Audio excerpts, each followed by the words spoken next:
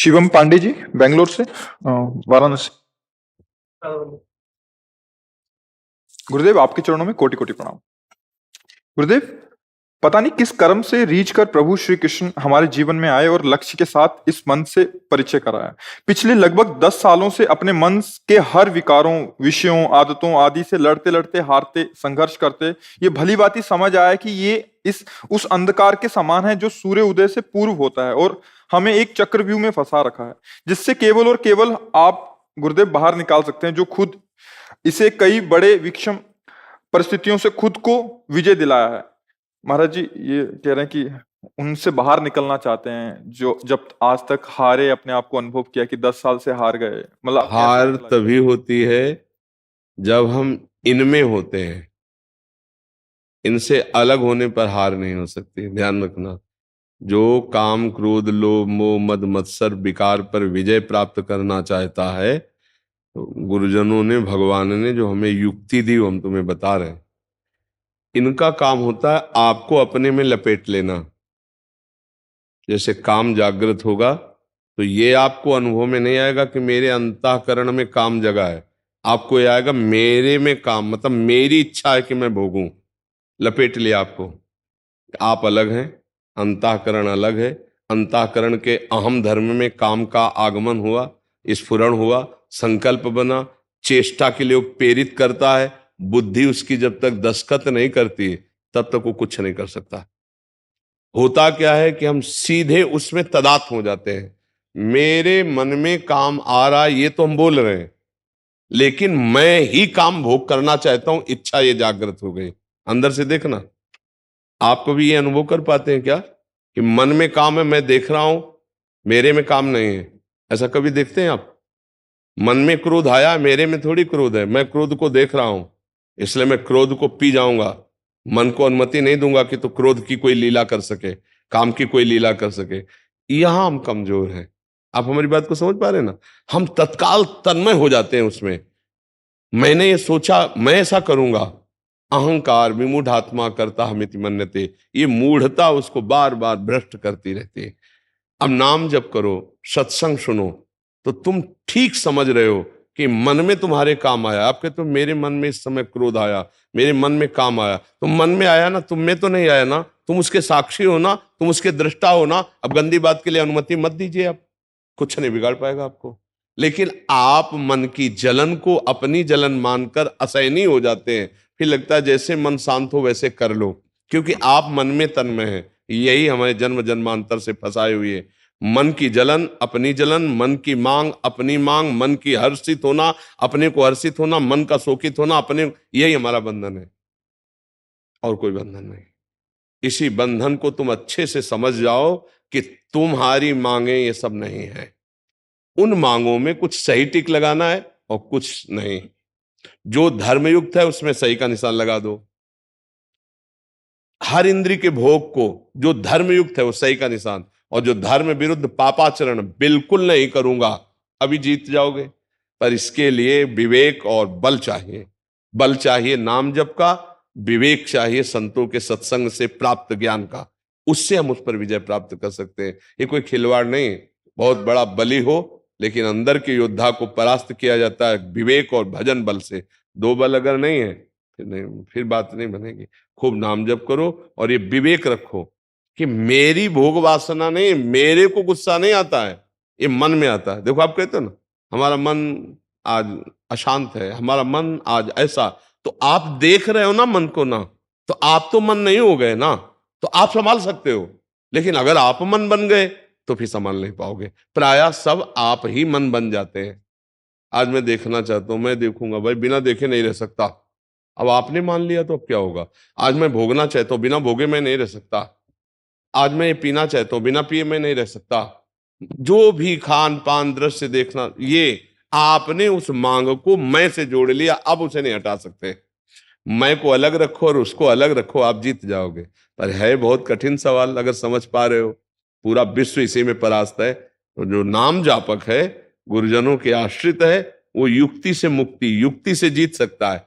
एक होता बल के द्वारा प्रहार करके उसे परास्त करना, और एक होता दांव के द्वारा पछाड़ना। तो 100 किलो वाले को 60 किलो वाला दांव से मार देगा। 100 किलो वजन वाले को अगर दांव का खिलाड़ी है तो 60 किलो उसका वजन है, लेकिन 100 किलो वाले को मार देगा। तो यद्यपि मन बहुत बलवान है, लेकिन आपका भजन बल और आपका विवेक बल उससे बचा लेगा। नहीं, मार देगा, बड़े बड़ों को मार देता है। मन को चेला बनाए वही गुरु। सब मन के चेला होते हैं, कोई बिरला ऐसा होता है जो मन को चेला बना ले।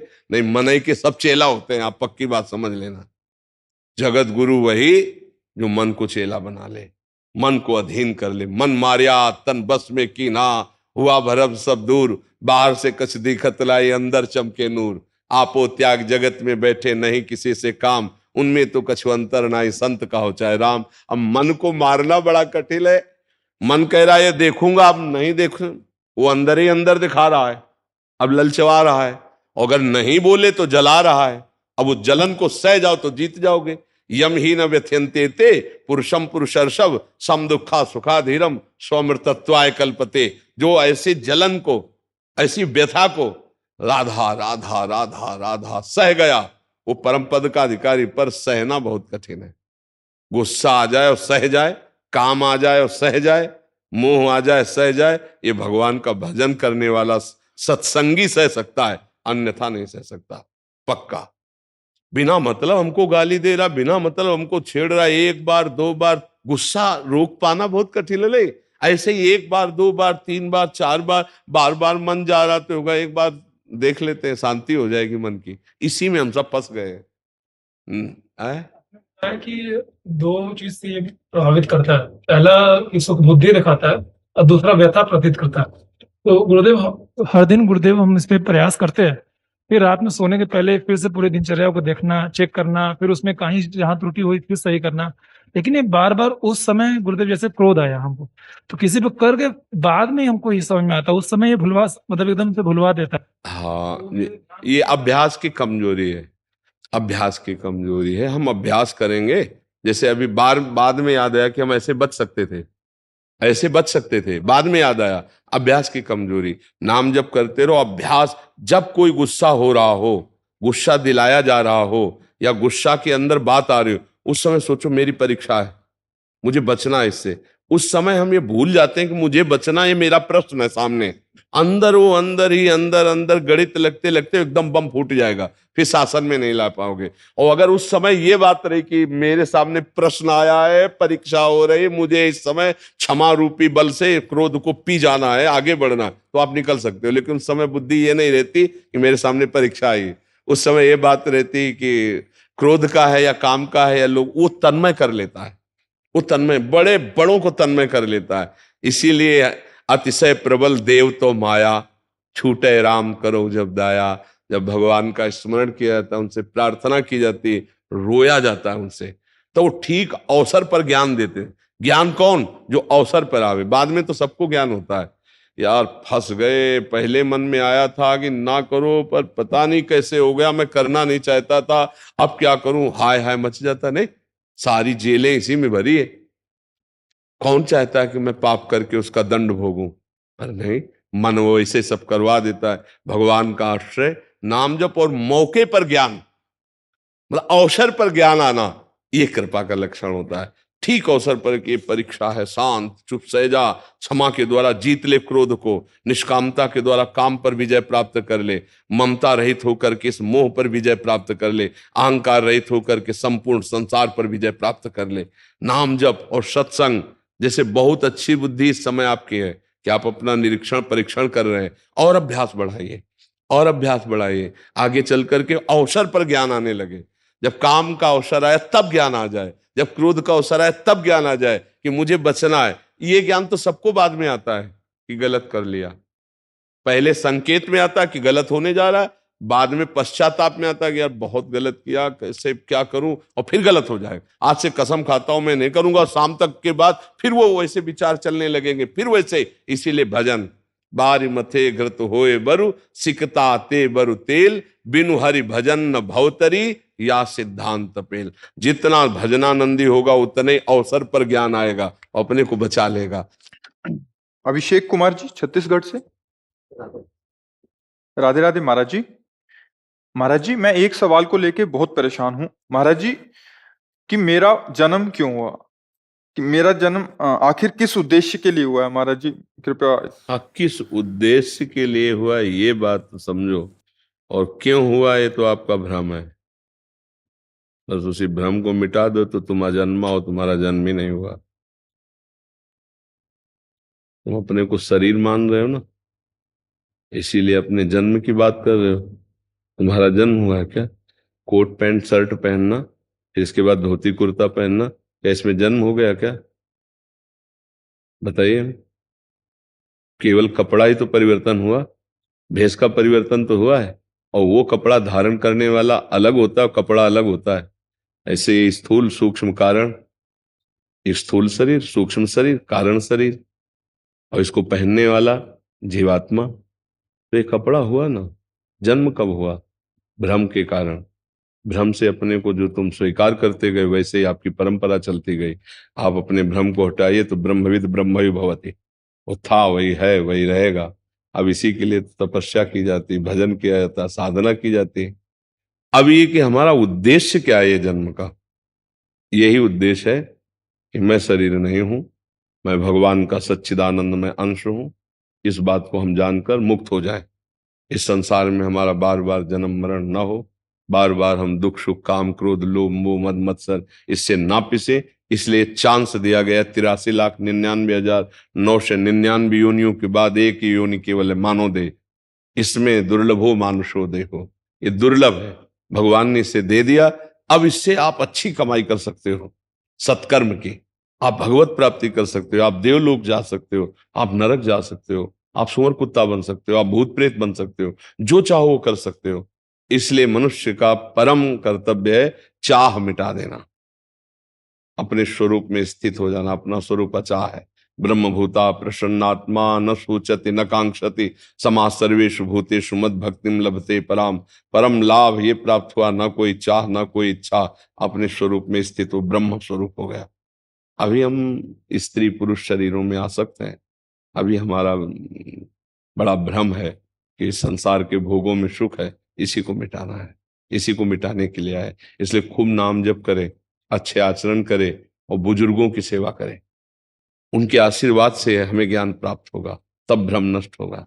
नहीं, सेवा के बिना शरीर पवित्र नहीं होता, और नाम जप के बिना मन पवित्र नहीं होता। और तन और मन जिसका पवित्र हो गया, वही परम पवित्र भगवान को प्राप्त होता है। समझ पा रहे आप? पहले तो ये समझना है कि हमारा जन्म ही नहीं है, वैसे हम अजन्मा है, पर हमने जानबूझकर जो स्वीकार किया उसी के कारण जन्म हो रहा है। हमारी इच्छा ही जन्म का कारण है, इच्छा ही हमारी मृत्यु का कारण है। अगर इच्छा का त्याग कर दे तो न जन्म है न मृत्यु है। पंचभूतों से बना शरीर एक वस्त्र है, और ये पंचभूतों में पुनः मिल जाता है। ना मुझे कोई मार सका है, ना कोई मार सकेगा। नैनम छिन्दन्ति शस्त्राणि नैनम दहति पावकः, न चैनम क्लेदन्त्यापो न शोषयति मारुतः। इस शरीर को जो पंचभूतों से बना हुआ है, पंचभूत अपने आप में मिल जाते हैं, और मैं अजन्मा हूं। पर इच्छा करने के कारण फिर मुझे नए शरीर में जाना पड़ता है। अगर इच्छा को मिटा दें तो फिर जा ही न चाहिए कबहु कछु, तुम सन सहज सने बसो निरंतर तासुर शोर और निज गे। यहाँ इच्छा मिटाने आए हैं, इच्छा बढ़ाने नहीं आए। यहाँ भगवत प्राप्ति करने आए हैं, संसार में राग फंसाने नहीं आए। और उल्टा हो रहा है, हम इच्छा बढ़ा रहे हैं, राग बढ़ा रहे हैं, भगवान की तरफ से विमुख है, संसार की तरफ लगे हुए हैं। ये हमसे भ्रम हो गया, इसी को ठीक करना है। आप समझ पा रहे हैं? जितेंद्र कुमार जी, यमुनानगर से। राधे राधे महाराज। जी। राधा वल्लभ श्री हरिवंश महाराज जी। महाराज जी, 1 साल से अधिक समय से यूट्यूब के माध्यम से आपके चरणों का आश्रय मिला। आपके सत्संग के द्वारा श्री वृंदावन धाम आने का सौभाग्य प्राप्त हुआ तथा आपके द्वारा दिखाए गए मार्ग पर चलने का प्रयास निरंतर जारी है। महाराज जी, मेरा प्रश्न यह है कि गुरुदेव भगवान की आपके गुरुमुख से सत्संग में सुना है कि सदगुरुदेव भगवान का मिलना और श्री धाम वृंदावन आना श्री जी की अहेतुक कृपा से ही संभव है, ये हमारे सत्कर्म का फल नहीं है। तो गुरुदेव, ये अहेतुक कृपा सब मनुष्यों पर समान रूप से क्यों नहीं होती, क्योंकि सब तो उन्हीं के बच्चे हैं। भगवान कह रहे सब मम प्रिय, सब मम उपजाए, सब मेरे प्रिय हैं, सब मेरे उपजाए हुए हैं। कभी कभी भगवान अनंत जन्मों से भटकते हुए जीव को जब देखते हैं तो द्रवित हो जाते हैं और दया कर देते हैं। तो जब जैसे इधर दया करना चाहा और उसकी प्रबल लालसा भोगों की है, जैसे माँ अपनी गोद में लेना चाहती लेकिन बच्चा खिलौनों में मगन है, तो दया को रोक देते हैं, खेल ले पहले, फिर जब रोएगा तब गोद में उठा लेंगे। और किसी को देखा कि इसको खिलौने से हटाएंगे तो इसको दुख नहीं होगा, इसको सुख होगा, क्योंकि इसको मेरी गोद में आना है, तो भगवान उस पर कृपा कर देते हैं। कृपा तो सब पर मोरी बराबर दया, आप समझ पा रहे हो, सब पर मोरी बराबर दया, भगवान की सब पर बराबर दया है, सब भगवान के प्रियजन। पर जैसे भोगों में जो रथ है खिलौनों में, तो भगवान देख रहे हैं कि अभी खेलना चाहते, चलो खेल लो, जिस दिन रोगे उस दिन मैं अपनी गोद में ले लूंगा। तो कहीं ना कहीं तुम्हारे हृदय में भगवान ने देखा कि संसार के खिलौनों के प्रति उतनी प्रियता नहीं है, इसलिए तुम्हें रास्ता दे दिया। संत समाज जब द्रवहि दीन दयालु राघो तो साधु संगति पाई, भगवान ने रास्ता दे दिया। अगर साधु संगति प्रिय ना हो तो भगवान रास्ता ही नहीं देते, अगर भोग प्रिय होते तो भगवान ये कृपा नहीं करते। भगवान द्रवित उसी के ऊपर होते हैं जो कहीं ना कहीं भगवान में आस्तिकता है, कहीं ना कहीं भोगों के प्रति अरुचि की भावना है, भले अरुचि नहीं लेकिन वो चाहता है कि है कुछ, कोई है एक आनंद, उस आनंद को जानना चाहता है, तो भगवान उसे कृपा कर देते हैं और साधु समागम दे देते हैं। भगवान की कृपा तो सब पे है। फिर जैसे माँ बच्चे को खिलौने में खेलते देखकर, राजी देखकर, फिर उसे विक्षेप नहीं पहुंचाती, खेल ले तू, जब तू रोएगा तब मैं देख रही हूं तुझे गोद में उठा लूंगी। बच्चा जब खिलौनों से, तब माँ गोद में ले लेती है। तो ये कहीं ना कहीं भगवान की आपके ऊपर इतनी कृपा है कि आपको संत समागम प्रिय लगने लगा, आपको वृंदावन आना प्रिय लगने लगा, तो भोगों के प्रति जो राग है वो कहीं ना कहीं हल्का हुआ। नहीं तो जो संसार के भोगों में मगन है तो फिर आपको कहेंगे कि कहाँ तुम फंस गए। तो वो बच्चे हैं खिलौने वाले, कृपा उन पर भी भगवान की है। वायु समान रूप से मिल रही, जल समान रूप से मिल रहा, पृथ्वी रख रही, आकाश के नीचे वो भी हैं, पर भगवान को न मानकर खिलौनों में रहते हैं। कृपा तो भगवान की है कि उनको भी मनुष्य देह मिला, लेकिन वो खिलौनों में खेल रहे हैं। कहीं ना कहीं कोई ना कोई भगवान ने ऐसा बात देखी आपके अंदर, तो आपको संत समागम दे दे कि अब खिलौनों की प्रियता नहीं, अब तुम मेरे से खेलने के लिए तैयार हो जा, मैं तेरा साथी बनूंगा और मैं तुझे सच्चिदानंद खेल खिलाऊंगा। तो कृपा उनकी हेतु की यही देखकर होती जीव पर कि कहीं ना कहीं जीव के अंदर जब इन खिलौनों से उबने की बात आती है, तब कहते आ मेरी गोद में खेला करके। तो उनकी गोद में चढ़ा कैसे जाए, कैसे पहुंचा जाए, तो भगवान संत समागम दे देते हैं। अब मोहि भाव भरोस हनुमंता, बिनु हरि कृपा मिले नहीं संता। कृपा सब पर मोर बराबर दया, बराबर दया है भगवान की सब पर जो भोगों में रत है उस दया का पात्र नहीं बन पाया, और जो भोगों में थोड़ा सा प्रश्नवाचक चिन्ह लगा दिया, क्या सुख यही है, तो फिर भगवान उसे रास्ता देते हैं। जैसे आपने कहा क्या उद्देश्य है मनुष्य जीवन का, तो जहां ये बात आई तो उसे साधु संग में लगा दिया जाता है। भगवान उस पर कृपा कर देते कि देख तेरे जीवन का परम उद्देश्य क्या। और कृपा तो सब पर भगवान की, चराचर पर भगवान की कृपा है, इस पर कोई संशय नहीं। समझ पा रहे आप? मधु जी मथुरा से। राधा वल्लभ श्री हरिवंश महाराज जी, आपके चरणों में कोटि कोटि प्रणाम। गुरुदेव, क्या श्री जी के प्रसादी पुष्पों को घर की क्यारी जो कि अलग से बनाई गई है उसमें तोड़कर डाल सकते हैं, जिससे वो फिर से अंकुरित होकर पुष्प आ जाते हैं, तो उसे फिर से श्री जी की सेवा में उपयोग लाया जा सकता है? इसमें कोई अपराध तो नहीं? सही, ऐसा कर सकते हैं, ऐसा कर सकते हैं, उनसे फिर नए पौधे आगे तो मनिया होकर तो श्री जी की सेवा में ऐसा कर सकते हैं। पर ये ध्यान रहे कि बीज बोना अलग बात है, श्री जी के प्रसादी पुष्पों में यदि पैर पड़ जाए, किसका प्रश्न है, पैर पड़ जाए तो फिर सुकृत नष्ट हो जाते हैं, ये ध्यान रखना। ये एक हम उसमें शास्त्र में पढ़ा कि काशी में जो काशी नरेश थे, उन्होंने भगवान विश्वनाथ जी के लिए स्वयं पूजन के लिए एक सुंदर बगीचा बनाया हुआ था, पुष्प वाटिका।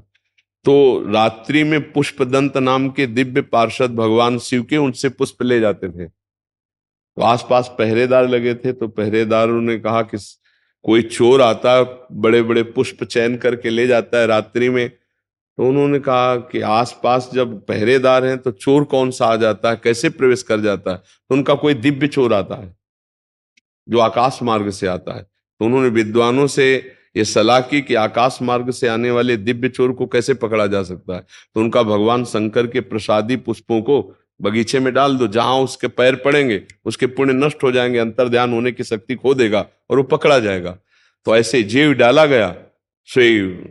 अब उनको तो पता नहीं था, पुष्पदंत जी भगवान शिव के पार्षद हैं, जेव ही फूल चयन करके अंतर ध्यान होने के तो शक्ति खत्म। तो उनका तो कोई अपराध बन गया। तब देखा बिल्व पत्रों कुछ फूल बिछे हुए थे और उनका भगवान शंकर के प्रसादी पुष्पों में पैर पड़ गया। तब उन्होंने शिव महिमा स्तोत्र की रचना की, जे ही पूरा महिमा स्तोत्र का गायन किया, पुनः शक्ति आई और अंतर ध्यान हो गए। तो इससे उदाहरण मिलता है कि भगवान के प्रसादी, श्री जी के प्रसादी पुष्पों में यदि पैर पड़ जाए तो हमारे पुण्य नष्ट हो जाएंगे। तो इसलिए बीज बोना अलग बात है और पुष्पों का यदि हमारे पैर, अब क्यारी में तो चलना ही होगा। अलग से जैसे क्यारी बनेंगी शायद। अब देख लीजिए, हमारा केवल उद्देश्य ये है उससे पुष्प पुनः नवीन वृक्ष आवे और पुष्प उदय हो, उसमें कोई परेशानी नहीं, पर उन पुष्पों को पैरों से ना हो तो अच्छा, ऐसा कोई विधान हो तो आप देख लीजिए क्यारी में। नहीं तो जैसे क्यारी की गुड़ाई करना है या क्यारी की सिंचाई, क्यारी का मतलब काफी होता है। जी, घर आदि में जैसे छोटा सा कहीं ईंट लगा के बना लिया, ऐसा इनका शायद भाव हो। जैसे हाँ, हमारे तो यहाँ उसमें बड़ा बड़ा है ना, अच्छा अच्छा, यहाँ तो बड़ा अपने तो क्यारी का मतलब ऐसे ही समझते हैं। अच्छा, वो एक छोटा ईंट लगा हाँ, के थोड़ा सा उसमें तो ऐसा कोई अलग। परेशानी नहीं, क्योंकि उसमें कोई पैर तो जाएगा नहीं। ऐसे तो कर सकते हैं, बस पैर ना पड़े ऐसी जगह कर सकते हैं जी। महाराज जी, इनका लंबा प्रश्न है। ये कहना चाह रहे हैं कि पहले ये पुलिस में थे, एसआई के पद पे तैनात थे, बट अभी इन्होंने रिटायरमेंट ले लिया, मतलब सत्संग के प्रभाव से, कि अभी भजन करना चाहते हैं। और ये कह रहे हैं कि मतलब 6-7 महीने से तो मतलब भजन ठीक चल रहा था, बट बीच में ऐसा लगा कि इनको अकेलापन सा, या इन्होंने कुछ सोचा कि कोई बिजनेस कर लेते हैं उससे, क्योंकि पहले अभ्यास था बाहर व्यवहार आदि का, तो फिर भजन में तो महाराज जी कह रहे हैं कि फिर अब ये बीच में मतलब बीच में ही है कि क्या करें, उधर जाऊं या इधर जाऊं। अभी पहले तो भजन में लगा, बट काफी ऐसा लगा कि फिर कोई बिजनेस खोल लूं इससे अच्छा, कि ताकि मन भटकाव अन्यत्र ना जाके उस बिजनेस में लगे, और भजन के उद्देश्य जो था वो अभी ऐसे मतलब घुमा के प्रश्न है ये। आपको तो सरकारी थी तो आपको तो पेंशन तो मिलती होगी, फिर बिजनेस की क्या जरूरत है? कुछ खाने पीने की व्यवस्था हो गई जिसके कारण आपने नौकरी छोड़ी है। अगर आपकी सरकारी नौकरी थी तो पेंशन तो मिलती ही होगी। नहीं मिलती क्या पेंशन? पेंशन मिलती है। तो मुझे लगता है फिर चुपचाप बैठ करके एकांत नाम जप करो, सत्संग सुनो, और काहे को फंसोगे फिर व्यापार आदि। कह रहे कि कुछ तनाव ना हो जाए या शरीर बीमार ना हो जाए, इसलिए कुछ लगे रहूं, काम में लगे रहूं, ऐसा इनका ऐसा भाव है अंदर तो से। नहीं, तो आप अपने वहां की बात करो जहाँ रह रहे हो। वहां रह रहे हैं महाराज जी, अभी भिवानी वहीं रह रहे हैं बाहरी, तो मतलब अभी छोड़ तो दिया, बट पहले व्यवहार में ऐसा रहा है कि पूरा दिन करें क्या। नहीं, हमने सोचा ये वृंदावन आ गए हैं। वृंदावन तो फिर तो समय नहीं है। हाँ, तभी तो फिर बाहर तो ये बात है, बाहर तो दिनचर्या इतनी भजन की कैसे हो सकती है? यहाँ तो इतनी दिनचर्या की सांस लेने की फुर्सत नहीं। आप इतना समझो, महाराज जी समय नहीं। 1 बजे रात्रि से मतलब हमें 1 मिनट की फुर्सत नहीं है। अब हमें नहीं, हमें तो 1 बजे रात्रि से, यहाँ बच्चे तो रात रात भर पूरे सब लगे रहते हैं। संत किसी को फुर्सत नहीं है। अगर किसी संत से पूछो तुम्हें फुर्सत है, किसी को फुर्सत नहीं। ऐसी दिनचर्या है रात दिन की, बस खा के 2-4 घंटे सो जाओ। लेकिन आप बाहर रहते हो, अब विचारनीय विषय है कि यदि ऐसा कुछ लगता है तो आप ऐसा कोई धार्मिक कर लीजिए। नहीं तो मुझे लगता है कि आपके यदि जीवन यापन और परिवार यापन के लिए हो तो काहे को। महाराज जी विवाद ही नहीं किया इन्होंने, और मतलब कह रहे हैं कि करना तो भजन ही चाहते हैं, बट मतलब अभी कुछ समझ नहीं आ रहा था, इसलिए कह रहे हैं जैसे आप बोलोगे वैसे करेंगे, आपके अनुशासन में रहना चाहते हैं। लेकिन घर में रहकर अगर आप अपनी दिनचर्या नहीं बनाएंगे तो पड़े पड़े फिर बेकार दिमाग हो जाएगा ना। फिर दिमाग थोड़ी भजन उसको दिन। अच्छा, अब ये क्या कार्यरत रहे तो भजन की दिनचर्या तो इनको पता नहीं। थोड़ी देर बैठकर माला चला लेना, पाठ कर लेना अलग बात, 24 घंटे भजन में लगना तो कठिन बात है। तो फिर मुझे लगता है कि कुछ ना कुछ करना चाहिए। तो मैं क्षमा कीजिएगा, आप वृंदावन धाम का ऐसा वास का कोई संयोग नहीं है? महाराज जी अच्छे से मौन व्रत चल रहा था। रिटायरमेंट लेने के बाद 6 महीने अच्छे से चला जी। नाम में बहुत मन लगता है, आपकी दया से महाराज जी बहुत मन लगता है। लेकिन महाराज जी अब थोड़ा महीने पहले बुखार हो गया, बीपी डाउन हो गया, थायराइड की प्रॉब्लम हो गई, इसलिए थोड़ा मन ऐसे हो गया कि कहीं अभी तो कुछ हुआ ही नहीं। अगर कहीं कैंसर हो जाए तो क्या होगा, किडनी फेल हो जाए तो क्या हो जाए। हमको भजन करके इतनी तैयारी रखनी है कि मरना है देखो सच्ची मानना, अगर ये आखिरी बात नहीं समझोगे तो फिर फेल हो जाओगे। आखिरी बात है कि ये शरीर छूटना है, आज नहीं तो कल छूटेगा। अच्छा, इसके छूटने के कोई ना कोई विधान बनेंगे, कोई ना कोई शरीर में रोग आए, इसी के पहले हम ऐसा भजन करके ऊंचाई प्राप्त कर ले कि मृत्यु हमें दुख न दे पावे। तो नाम जप कैसे छूट गया? और होना चाहिए नाम जप। चल रहा है जी, लेकिन वो थोड़ा ऐसा हो गया डिप्रेशन की, कहीं बीमार हो के मैं कहीं डिप्रेशन ना हो जाए, इसलिए भजन करने वाले को डिप्रेशन? हाँ, अभी थोड़ा कुछ गलत मामला है तुम्हारे चिंतन का, उसको सुधारो। भजन करने वाले डिप्रेशन? नहीं नहीं भाई, ऐसी बात नहीं है। भजन करने वाले के संग से डिप्रेशन हटता है, उसको डिप्रेशन किस बात का? आपको भगवान का भरोसा नहीं तो डिप्रेशन किस बात का है? पूरा भरोसा है। तो डिप्रेशन किस बात का है? महाराज जी, मेरा वही मौन और मेरा निरंतर नाम जप चला दो महाराज जी। अब कह रहे मौन रहने से अच्छा है राधा राधा बोलना। अगर हमें बोलने का मन करे ना तो खूब चिल्ला चिल्ला बोले राधा राधा राधा राधा। हम प्रपंच ना बोले, हम मौन पर ज्यादा नहीं ध्यान देते। अब जबान दी भगवान ने, अब उसको चुप रखे है। अरे हम बोले, भगवान की चर्चा बोले, नाम बोले, राधे राधे बोले, गंदी बात की जगह मौन हो जाए, प्रपंच की जगह मौन हो जाए, जरूरत की जगह बात कर ले। भगवान ने वाणी दी तो उसका प्रयोग करें, सत प्रयोग करें, असत प्रयोग ना करें। तुम परेशान क्यों नजर आ रही हो? क्या परेशानी है तुम्हें? महाराज जी, भजन करना है जी, बस आपके आज्ञा में रहना है। बस आप चिंता मत कीजिए, लेकिन भजन करने वाला परेशान क्यों होता है? परेशानी का विषय तो आपको डर क्यों लग रहा है कि मैं डिप्रेशन में चले जाऊं? आप कितना भजन करेंगे? खाली रह गए महाराज जी, इसलिए थोड़ा सा। नहीं, खाली कहाँ हो, हर समय राधा राधा जपो। चल क्यों रहा है जी, आपकी कृपा। तो बस फिर डिप्रेशन शब्द मत बोलो, नहीं डर जाएंगे और लोग कि भजन करने वाले डिप्रेशन में पहुंच जाते हैं क्या? नहीं नहीं, परेशानी, ये भजन आनंद का विषय है, परेशानी का विषय थोड़ी है। नहीं, बढ़िया है, और संसार में नहीं गई तो और बढ़िया है। मत भेजो मेरे को संसार में, मत भेजो। नहीं, आप जाने लायक ले रहेंगे, संसार में भेजला क्या है? जो नाम जपने लगा, जो भगवान की शरण में, अब आपके शरीर की कितनी है? 42 है जी। 42? अब क्या, तो ब्याह थोड़ी होला है, अब तो नाम जप करो। कोई काम भी नहीं करना जी, मेरे को कुछ नहीं करना, मेरे से कुछ नहीं होगा। हाँ, आप नाम जप करो, और जब आपका मन आया करे ना तो यहाँ वृंदावन आ गई, दर्शन करी, परिक्रमा करी, बहुत आनंद मिलता है। भगवान का धाम है ना। अच्छा, यहाँ कोई फीस तो लगती नहीं, बैठ के अपने एकांतिक जब कभी आई 10-15 दिन, महीना भर में एक बार सत्संग, एक बार एकांतिक वृंदावन की परिक्रमा, और आनंद पूर्वक। अच्छा, कुछ तो कुछ शरीर से करते रहना चाहिए दिनचर्या में। ऐसी दिनचर्या ठाकुर जी विराजमान कर लो, और उनकी सेवा, पाठ, कीर्तन, रसोई बनाना, स्वयं पोछा लगाना, स्वयं सोनी लगाना, मतलब शरीर को एक्टिव रखना चाहिए। नहीं, अगर एक्टिव नहीं रखोगे तो या तो इतना भजन में मन कि हर समय भगवदाकार, नहीं तो फिर जो आप कह रहे हो फिर वो परेशान कर देगा, क्योंकि कामनाओं का नाश हुआ नहीं अंदर से, और वो फिर परेशानी पैदा कर देंगे। इसलिए नाम जप करो और अच्छे विचारों का सृजन हो। आपका समय खाली नहीं रहना चाहिए। ठाकुर जी प्रियाजू विराजमान कर लो, उनकी सेवा में लगा। सुबह मंगला कर लिया, फिर स्नान कराया, श्रृंगार कराया, भोग बनाया, भोग लगाया, फिर उनको पवाया, फिर उनको शयन कराया, फिर थोड़ी देर ग्रंथ सत्संग सुना, फिर घर के कोई कार्य ऐसे कर लो। घर में भी बहुत कार्य होते हैं। व्यापार आदि करने में क्या रजोगुण में फंस जाओगे। अब जब पति नहीं, लड़का बच्चा नहीं, परिवार नहीं, तो मुझे लगता है मुक्त हो जाओ, बढ़िया अवसर है। पर रहो ऐसे वेश में रहो कि कोई जान ना पाए कि आप भजन करते हो, और खूब अच्छे से भजन करो। आप तो प्रवीण हो, जब फोर्स में रही हो ना तो आप तो प्रवीण हो, चतुर हो। संसार में फंसो मत, और आपको जो सरकारी पेमेंट मिलती है उससे उधर पोषण करो, भजन करो। बहुत अच्छा चल रहा है जी। हाँ, बहुत अच्छा। हाँ, पर रो मत, मुस्कुरा के बात करो, रो मत।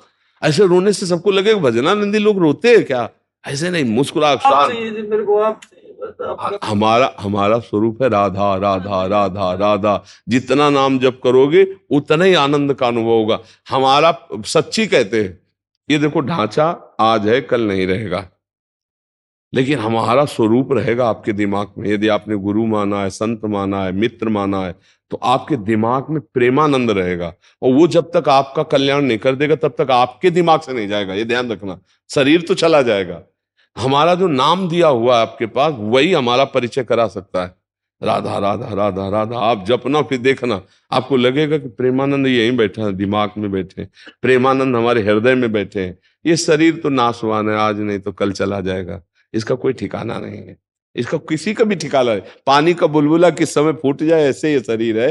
हाँ, इसलिए नाम जप करो और गुरु आश्रित होकर उनकी आज्ञा, और देखो पवित्र चरित्र रखो, सबसे प्रार्थना है। अगर चरित्र पवित्र होगा तो फिर बात नहीं बनेगी। चरित्र पावन होना चाहिए, आपका शरीर, आपकी दिनचर्या पवित्र होनी चाहिए। ये जो गंदे आचरण लोग करते हैं ना, फिर उनकी बुद्धि हमारी बातों को नहीं पकड़ पाएगी। उसके लिए चरित्र चाहिए। तो आप सब अपने चरित्र को पावन रखो, नाम जप करो, खान पान अच्छा रखो, और पूरे दिन की एक दिनचर्या बनाओ जिसमें आप एक्टिव रहो। आपका समय खाली नहीं होना चाहिए, 5 मिनट भी कुछ न कुछ कार्य प्रणाली चलती रहनी चाहिए। अंदर नाम जब चल रहा है और बाहर से कार्य प्रणाली। अगर कार्य प्रणाली नहीं तो बैठे बैठे, ठीक आप कह रहे हो, भजन में मन उतना लगेगा नहीं तो डिप्रेशन जैसा आ जाएगा, शरीर रोगी हो जाएगा। थोड़ा व्यायाम करते हैं, हाँ व्यायाम करो। जब आप फोर्स में रहे तो व्यायाम करो, व्यायाम करो। कुछ ना कुछ घर के कार्य ऐसे करो, घर में कुछ ना कुछ कार्य तो होते ही रहते हैं। हाँ तो फ्री मत बैठो, पैसे के बल से फ्री मत बैठो, कोई ना कोई कार्य करो, पर समाज से दूर रहने वाला कार्य करो, और नाम जप करो तो जीवन भगवान की तरफ। श्री हरिवंश महाराज जी, श्री जी का कृपा से निकृष्ट अधम, आपका कृपा से 2 लाइन पंक्ति लिखा है, नहीं तो सीना फट जाएगा। गुरु कृपा ही केवल, गुरु चरणों कमल भजे मन। पूरा भारत कहती है वृंदावन में कहीं रहते हैं, प्रेम की गंगा जहाँ बहती है वृंदावन उसे कहती है। प्रेम की नगरी, प्रेम की भाषा, राधा नाम की जब सबकी आशा। जाग उठो इस जीवन में, नहीं तो मुक्ति न मिलेगा कोटि जन्म में। मनुष्य जीवन दुर्लभ है, अमृत जैसा नाम है राधा। वृंदावन में राधा नाम की प्यास है, इसलिए सभी संत का जीवन में एक इतिहास है। राधा नाम का ध्वनि से तोड़ दो जंजीर खुशी से, गुरु परंपरा का बानी से, राधा नाम की ध्वनि से कोटि जन्मों का विकारों से मुक्ति मिलती है इस जीवन चक्र से। गुरु गायन का ध्वनि से थर थर कांप उठती है सभी विकारों से, मुक्ति मिलती है मनुष्य को माया से। प्रेम में डूबा रहती है, प्रेम की भाषा कहती है उसे प्रेमानंद कहती है। यहाँ का पंछी भी कहती है यहाँ प्रेमानंद रहती है। यहाँ का वृक्ष लता कहती है यहाँ प्रेमानंद रहती है। यहाँ का हर गली कहती है यहाँ प्रेमानंद रहती है। हर दिल की धड़कन कहती है यहाँ प्रेमानंद रहती है। आंख से आंसू बहती है राधे राधे कहती है। बाणियों से प्रेम की गंगा बहती है और राधे राधे कहती है। त्रिभुवन में न किसी से डरती है और राधे राधे कहती है। भगवत रसमणियत सबको बांटती है, जन्म चक्रों से सभी को मुक्ति के लिए और निरंतर राधे राधे कहती है। जटाओं से शंकर देखती है और गोपी बन के रहती है। राधा मेरी माँ है, राधा सबके गुरु। परम पूज्य प्रेमानंद महाराज जी से जीवन करती है शुरू। राधे राधे, श्री हरिवंश, श्री हरिवंश, श्री हरिवंश। लाए जवालों को और सखियों को वो चुनरी उड़ा, जवालों को ये धन्यवाद। ये श्री जी की प्रसादी चुनरी है। आपने तो गजब की शब्दावली आपकी कृपा से सब कुछ छोड़ दिया महाराज जी। महाराज जी हम फोर्स में योगा करते हैं, पूरा फोर्स को 50 दिन का। तो उसमें महाराज जी हम जैसे कपालभाति करते हैं, आपका कृपा से हमने अंतर में राधा नामों का कपालभाति। राधा जैसे सूर्य प्रेम राधा। एक या हमारा जो प्रोग्राम शुरू होने वाला 50 दिन का, इसमें क्या हम महाराज जी सबको बोल सकेंगे जो आप लोग ऐसे अंदर में राधा नाम करो। बहुत सुंदर। तो इसमें कोई एक डर है मुझ में कि इसमें कोई अहम तो नहीं आ जाएगा मेरे मन में? नहीं, ऐसा आम भी आ जाए तो मंगलमय है। हमसे श्यामाजू केवल अभिमानी, श्यामाजू का अभिमान है ना, हमें राधा नाम का अभिमान है ना। संसारिक भोगों का तो, संसारिक पदों का, संसारिक लाभों का अभिमान निंदनीय होता है। और गोस्वामी तुलसीदास जी कह रहे, अस अभिमान जाय जन भोरे, मैं सेवक रघुपति पति मोरे। ये अभिमान हर समय बना रहे कि मैं प्रिया प्रीतम का निज जन हूँ, प्रिया प्रीतम मेरे हैं। ये निंदनीय नहीं, ये बंदनीय है। हाँ, अपने ऊपर बड़ी कृपा है, बस ये समझते रहो, बड़ी कृपा है आपके ऊपर जो आप नाम के प्रति थोड़ा प्रियता अंदर रख रहे हो और दिन में दिनचर्या में नाम ला रहे हो और हजारों लोगों के अंदर नाम चलाने की भावना कर रहे हो। ये बहुत मंगलमय है। बहुत सुंदर, बहुत अच्छा लगा, बहुत अच्छा लगा। धन्यवाद। रुपेश जी झारखंड से। राधा वल्लभ, श्री हरिवंश। महाराज जी, मैं एक चिकित्सक हूँ एवं हमारे व्यवसाय भी यही है। प्रभु, हमें दिन भर में कितना घंटे कार्य धन कमाने के उद्देश्य से करना चाहिए? हमें कितना धन संग्रह नहीं, करना चाहिए मुझे कि लगता परिवार है और- कि अगर आप चिकित्सक हो तो धन का तो लक्ष्य नहीं रहना चाहिए। अगर आप भोजन भी पा रहे हो, कोई मरीज दुखी आ गया है तो आपको भोजन छोड़ देना चाहिए और दौड़ पड़ना चाहिए, क्योंकि एक एक मिनट वो बहुत भारी दुख पा रहा होगा। तो आपको भोजन बाद में पाना चाहिए, पहले डॉक्टर हो या आयुर्वेदिक हो, जो भी हो। आप कौन से उसमें एलोपैथिक है? हाँ, तो आपको तत्काल उसमें धन लक्ष्य नहीं रखना है। धन लक्ष्य रखोगे तो फिर मरीज को भगवान रूप मान करके आप आराधना नहीं कर पाओगे। परिवार के वो अपने आप मिलेगा, वो तो मिलेगा। हम तुमसे ये थोड़ी करें कि धन लेना ही नहीं है। लक्ष्य नहीं रखना धन। जैसे आपका प्रश्न है कि मैं कितने घंटे करूं जिससे मेरे को धन की प्राप्ति हो जाए, इसमें इतनी तृप्ति हो जाएगी। धन से आज तक किसी को तृप्ति नहीं हुई। आपको कितने घंटे नहीं देखना, आपको देखना है कितने मरीजों को मैं सुख पहुंचा सकता हूं। परिणाम में जो आपको पेमेंट या धन मिलती है उससे परिवार का तो संचार, लेकिन आपका लक्ष्य धन नहीं है। आपका लक्ष्य कितने मरीजों को मैं रोग मुक्त कर सकता हूं, उनको कितना सुख दे सकता हूं। यह है आपके भागवतिक विचार, और वो होगा सांसारिक विचार। मरीजों से धन लेना, कितना धन ले सकता हूं जिसमें मैं सुखी होकर के नाम जप करूं एकांत में, कि 8 घंटे डॉक्टरी कर ली, इसकी सेवा में नाम जप करूं। मुझे लगता है कि ऐसे विचार उत्तम भागवत के नहीं होते। अगर मुझे रात्रि के 12 बजे तक भी लगना पड़ेगा तो मैं मरीज को सुखी करने के लिए खड़ा खड़ा कष्ट सहूंगा और कृष्ण कृष्ण बोलूंगा और उसकी सेवा करूंगा। और अगर हो सकता है उसके पास पैसे ना हो, तो अगर हमारे पास हैं तो मैं एक दिन भूखा रह करके भी उसको निरोग करना चाहूंगा। ऐसे से भगवान प्रसन्न हो जाते हैं। ऐसे को कोई अलग साधना नहीं करनी पड़ती मेरी समझ में। अगर आप हमारी बात को समझ पा रहे हो, आपका इसमें कोई संशय है? क्योंकि आपके नेत्र भी बता रहे हैं कि आप समझ नहीं पा रहे हैं। बोलिए। परिवार हैं और बच्चे हैं तो उनके लिए पर्याप्त धन का कुछ आप पर्याप्त संख्या बोल सकते हैं क्या? आज तक कोई पर्याप्त संख्या बोल पाया क्या? ईमानदारी से बोलना। पर्याप्त संख्या बोल सकते हैं कि इसके बाद हमें नहीं चाहिए। अगर आपको 1 करोड़ मिल जाएंगे ना तो 5 करोड़ की आवश्यकता ना पैदा हो जाए तो मुझे बता देना। 5 करोड़ मिल जाएंगे ना तो 50 करोड़ की आवश्यकता पैदा हो जाएगी पक्का। ये कभी पर्याप्त हो ही नहीं सकता। इसे सुरसा समझो। सुरसा का मतलब होता है ना, दुगना रूप बढ़ाती चली जाए। 8 से 16, 16 से 32, 32 से 64 बढ़ाती चली जाती है। तो अति लघु, विवेक क्या कहता है? अति लघु रूप धरे हनुमाना। बहुत सूक्ष्म रूप धारण करके मुख में जाकर वापस आ गए। वासना की कभी पूर्ति नहीं होती, उपासना से ही पूर्ति होती है। जो मिले उसमें संतोष करो और मरीज को भगवान मानकर उसके कष्ट निवारण की बात सोचो। अगर धन की बात रहेगी तो आप ये बात नहीं कर पाएंगे। मरीज को ऐसे देखो जैसे अपना बेटा अगर बीमार होकर ऐसी स्थिति में आता तो मैं क्या करता? सारा बौद्धिक बल लगाकर उसको सुखी करने की चेष्टा करता।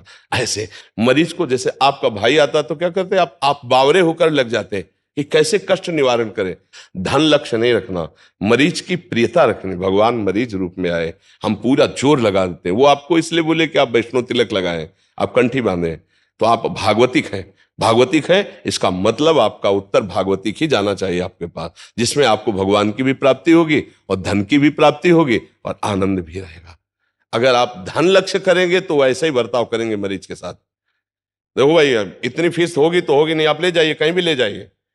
इतने रुपए की व्यवस्था होगी तो ऑपरेशन कर सकते हैं, नहीं आप मतलब आपको मरीज से मतलब नहीं, केवल रुपए से मतलब है। आप समझो, कई ऐसे डॉक्टर हैं जो केवल रुपए से मतलब रखने के कारण समाज से अप्रिय हो चुके हैं, क्योंकि मरीज को मरीज ना मान करके एक व्यापार मान लिया।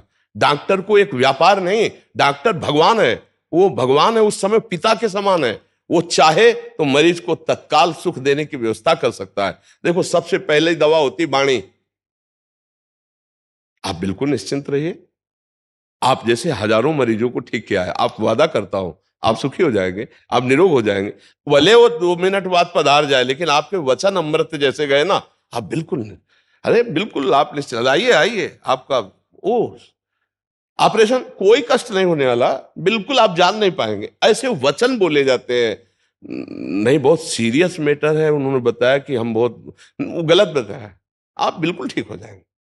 भले वो 4 मिनट बाद बहुत सीरियस स्थिति में मर जाएगा, लेकिन आपके वचन ऐसे होने चाहिए। मरीज का पहली औषधि आपके वचन, दूसरी आपकी प्रियता, तीसरी आपकी जो ज्ञान कमाया है, आपने औषधि का, उसका प्रयोग, उसमें मन माना नहीं, अर्थ का भाव। हाँ, अर्थ के भाव में हमने देखा निरपेक्षता, मरीज से निरपेक्षता।